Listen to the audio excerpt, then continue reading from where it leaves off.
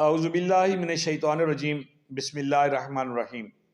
صلی اللہ علیہ نبی الامی و آلہ صلی اللہ علیہ وسلم صلاۃ و سلاما علیک یا رسول اللہ قلت حیلتی انت وسیلتی ادرکنی یا سیدی یا رسول اللہ صلی اللہ علیہ وآلہ وسلم۔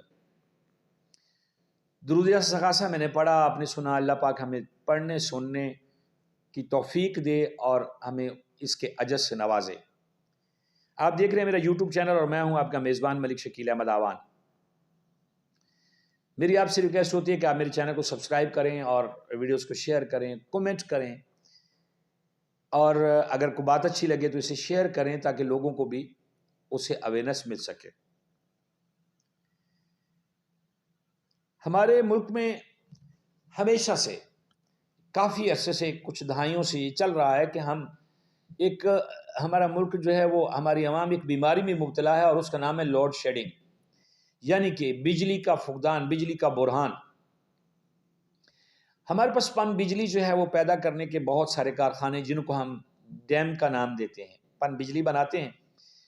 اور اس میں یہ ہوتا ہے کہ کبھی ڈیم میں پانی کی سطح کم ہو جاتی ہے، بہانہ آ جاتا ہے کہ ہم لوڈ شیڈنگ کر رہے ہیں، اور کبھی جو ہے وہ پلانٹس کی صفائی شروع ہو جاتی ہے، جی کول پہ چلنے والے جو پلانٹ ہیں ہم ان کی صفائی کریں، مینٹیننس کریں، اس لیے بجلی بند ہے۔ مطلب یہ ہے کہ ہم نے بجلی بند کرنی ہے۔ سردیوں میں بھی لوڈ شیڈنگ ہوتی ہے، ابھی پچھلے دنوں کی بات ہے، آج تو خیر نہیں ہوئی، موسم پر مطلب ایسا تھا، لیکن آج کل تو ایسی بھی نہیں چل رہے ہیں۔ شاید امیر لوگ ہیٹر چلاتے ہوں گے، لیکن آج بارش تھی اور کافی موسم ٹھنڈا بھی تھا تو نہیں چلی، بجلی نہیں گئی، جھٹکا لیا ایک دو بار لیکن گئی نہیں ہے۔ بہرحال آج کل ججز بھی پوچھتے ہیں یار ایک گھنٹے والی گئی ہے یا آن والی ہے۔ میں ایک عدالت میں کھڑا ہوا تو وہ جج صاحب اپنے ریڈر سے پوری لائٹ چلے گی تو کہتے ہیں یار ایک گھنٹے والی گئی ہے، یعنی کہ ہمیں پتہ چل گیا کہ ایک گھنٹے بعد جاتی ہے یا ایک گھنٹے کے لیے جاتی ہے۔ بجلی کی کہانی میں آپ کو سنانے لگا ہوں، میں نے سنانی نہیں تھی، لیکن جو آپ ابھی ریٹ بڑا ہے، نیپرا کی جو درخواست تھی اس پہ 5 روپے اور تقریباً 62 پیسے بجلی پر یونٹ مہنگی ہو گئی ہے، ہونی تھی، ہو گئی ہے۔ غازی بروتا ہمارا ایک ڈیم ہے اور وہاں پہ بجلی ہم جو ہے نا وہاں پیدا کرتے ہیں، اور وہ وہاں پہ میں تھوڑا سا اس کو جو ہے نا بتاتا ہوں کہ وہاں کے تقریباً 16 ارب یونٹ کے قریب جو ہے وہ ہم وہاں سے 1 روپے 25 پیسے پر یونٹ کے حساب سے بجلی پیدا کرتے ہیں، یعنی کہ ہمارے سسٹم میں بجلی آ جاتی ہے، اس پہ خرچہ آتا ہے 1 روپے 25 پیسے، 30 پیسے کر لیں، 35 پیسے کر لیں۔ اب اس میں جو ہے اس غازی بروتا ڈیم کے لیے ہم کویت کے ساتھ جو ہے نا ہمارا ایک معاملہ چل رہا ہے، آئی تھنک کہ ہو گیا ہے۔ ابھی میں جب پروگرام کر رہا ہوں تب تک تو مجھے پتہ چلا کہ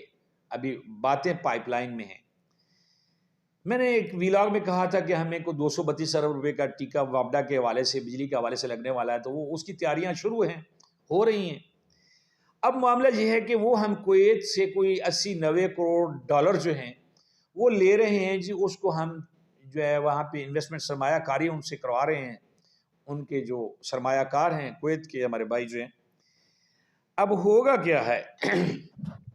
کہ وہ جو 80-90 کروڑ روپیہ ہے اگر ہم لے لیتے ہیں تو ہمارا جو وہاں پہ جو پیداوار ہے چلیں جی وہ کہہ لیتے ہیں کہ جی وہ بڑھے گی، اور اس میں جو ہم پہ بوجھ سالانہ عوام پہ بوجھ پڑے گا وہ تقریباً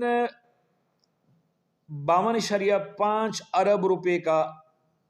بوجھ پڑے گا۔ وہ عوام نے برداشت کرنا ہے، صارفین نے برداشت کرنا، گورنمنٹ نے تو کرنا نہیں ہے، وہ تو سرمایہ لے کے آئیں گے اور لگائیں گے، اور اس کا جو پروفٹ ہوگا، جو پیسے کا، وہ ہم نے دینا ہوگا۔ اور اس کے لیے ہمیں نیپرا جو ہے یا ہمارے جو وابڈا کے جو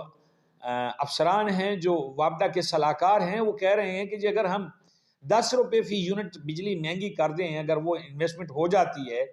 تو پھر 10 روپے تک کر لیں تو ہمارے معاملات سیدھے ہو جائیں گے، یعنی کہ ہم بڑے آرام سے قسط واپس قرضے کی قسط دے سکیں گے۔ میں اللہ مجھے معاف کرے کہ میں شاید مطلب میں نے غلط پڑھا ہوگا، لیکن میں نے ایک جگہ پہ پڑھا، حضرت علی کرم اللہ وجہ کا قول ہے کہ انہوں نے کہا تھا کہ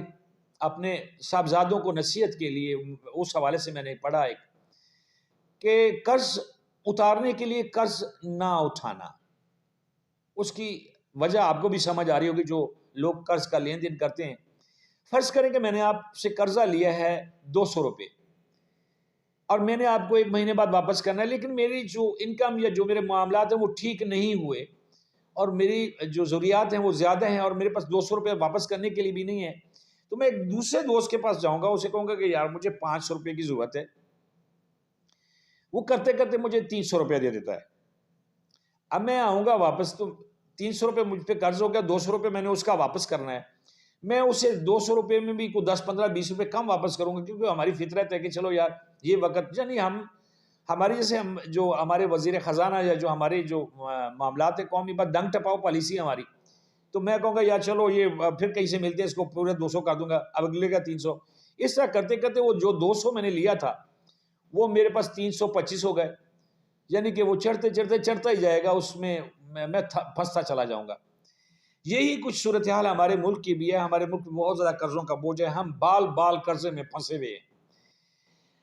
اب اگر اس کا حل نکالا جائے، ہم کویت سے پیسے نہ لیں، جو حل ہے ہمارے پاس وہ یہ ہے کہ ہم کوئی سکوک بانڈز کی صورت میں، شیئرز کی صورت میں اگر ہم پاکستانی سرمایہ کاروں کو دعوت دیں اور ان سے اگر ہم سرمایہ لے لیں تو اس کے ایک بہت اچھا حل بھی نکل آئے گا، سرمایہ کاری بھی ہو جائے گی اور ہم قرضے کے بوجھ تلے بھی نہیں آئیں گے. اور اس کا فائدہ سب سے بڑا یہ ہوگا کہ اگر ہم جو میری جو ناقص اعداد و شمار جو میں نے نکالے اس کے مطابق اگر ہم 5 سال تک قرضے کی قسط یعنی کہ قرضے کا منافع واپس کر دیں، 5 سالوں میں تو کویت کا جو اصل رقم اس سے زیادہ ہم اس کو پروفٹ میں دے بیٹھے ہوں گے. تو کیوں نہ وہ پیسہ ہم اگر بجلی ہمیں مہنگا کرنا پڑتی ہے، اگر ہم شیئر بیچتے ہیں، کوئی بانڈز کی صورت میں کچھ کرتے ہیں، پاکستانی لوگوں کو دعوت دیتے ہیں، سرمایہ بھی ہمارے ملک میں رہ جائے گا اور بجلی بھی جو ہے وہ ٹھیک ہو جائے گی. تو میری گزارش ہے اقتدار میں بیٹھے ہوئے لوگوں کو، اور یہ نگران حکومت ہے، اس سے کچھ اعداد و شمار اچھے بھی آ رہے ہیں کہ یہ اچھا کام کر رہے ہیں، تو ابھی تو ان کا حکومت چل رہی ہے، 8 فروری کو الیکشن انہیں اللہ کرے ہو جائیں، لیکن ابھی اگر یہ چیز ان کے پلے باندھ دی جائے تو یہ کچھ سٹیپ لے لیں تو یہ لے سکتے ہیں. جب قرضہ اٹھانے کی ان کے پاس پاورز ہیں، ہمت ہے، مذاکرات کرتے ہیں، تو میرا خیال یہ سٹیپ اٹھانے کے لیے بھی ان کو کسی کی ضرورت نہیں ہے. میری ویڈیو کو شیئر کیجئے گا تاکہ اس پہ اگر کوئی ہماری آواز پہ یہ قدم ہم اس قرضے سے بچ سکیں اور ہم بجلی کو اپنی کو سستا رکھ سکیں، تو یہ ہماری آنے والی نسلوں کے لیے بہت فائدہ مند ہے. جزاک اللہ.